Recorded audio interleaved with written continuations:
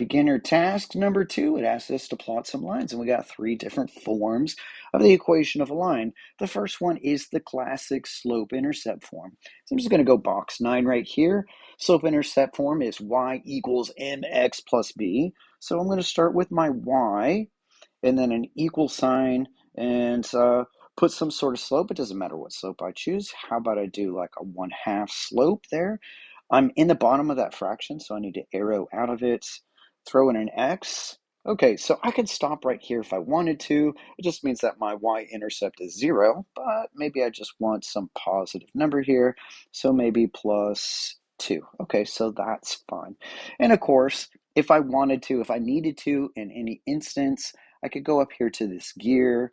I can click on the purple dot right beside number 9 here, and I can change colors. I can change it to a different color if I wanted to. I can also change the style of that line if I wanted to. I can change, let's see, this 2.5 there, that was the weight. So I'll go back to 2.5. I don't know. Let's just see how crazy this would get. Let's say I make it 10. Whoa! Really, yeah, thick line there. Okay. Anyway, I'm going to go back here to the default 2.5. Looks good. Okay. I didn't need to do any of that. I just wanted to show you some of the options there. Now, here's something that I'm going to bring up in this that I feel is very important. Let's say that I go over here and I get rid of my y. I'm going to get rid of my y and just leave the 1/2 x plus 2 and just see what happens. So I'm just going to delete this thing out. And notice that it still graphs the line, because what Desmos is doing is going, 1/2 x plus 2 is actually nothing. So did you mean y equals? It's going to assume that it's a function, which is both handy, and then also there's a drawback to it because it reinforces the idea that there's not really a difference between an equation or a function and an expression. So I would like you to definitely get into the habit of naming your equations using both x and y if we're trying to plot a function. So I need a y equals. Now, I will say this. I think it's actually even more handy to not use y at all. Y and x are reserved as variables for the purposes of functions in the graphs of Desmos. But sometimes it's even more handy to instead call this thing f of x, and then throw the little equal sign in there. Still graphs at f of x, you know, this function notation means the same thing as y. However, there will be some things that will open up, some opportunities that will open up if we use f of x instead of y. And I'll just show you one of these just real quick here. So let's say I add an extra line. This is going to be one of those, I want to say that it's an intermediate task. You'll see this next week here. Let's say that I wanted to plug a number into that function.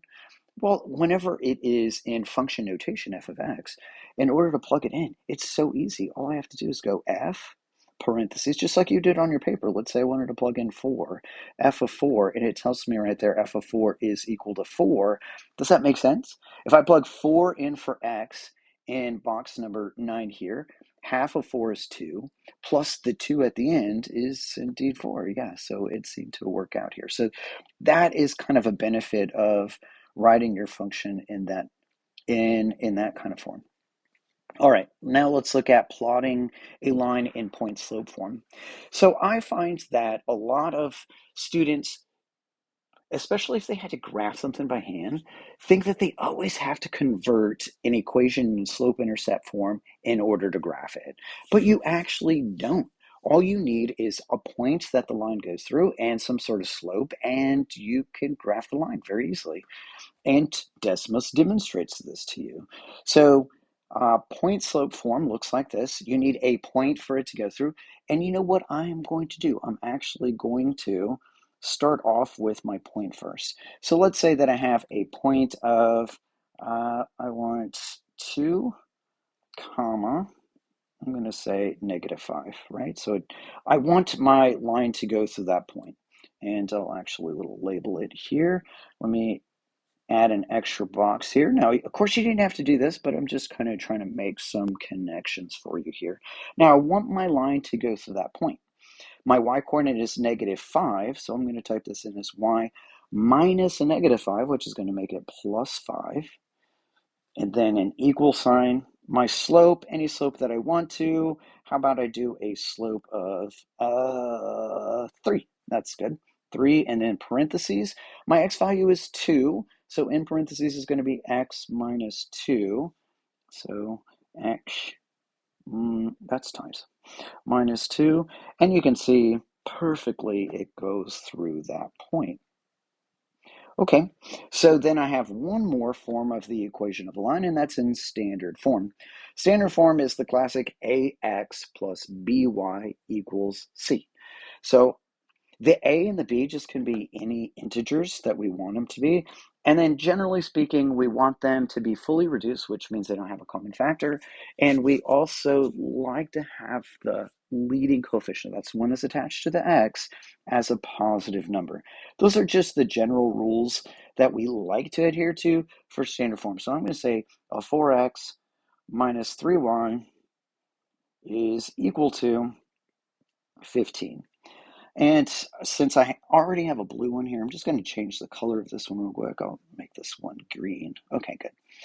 So the thing about standard form is that you don't get any immediate information like you do. Let's say if I was looking at my equation in slope-intercept form, you automatically know what the slope is. You automatically know what the y-intercept is.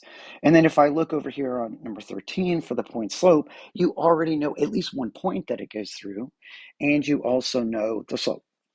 Unfortunately, you don't get any of that information in standard form, but Desmos in this form has no trouble graphing it. Could you graph it by hand? Yes, you would just need to either convert it to a form that's easier to work with, or use this form of the equation to come up with a couple of points. Anyway, regardless, we're using Desmos to graph it for us, and this is just a little activity to show you it doesn't matter what form you put it in. Desmos has no trouble graphing that line.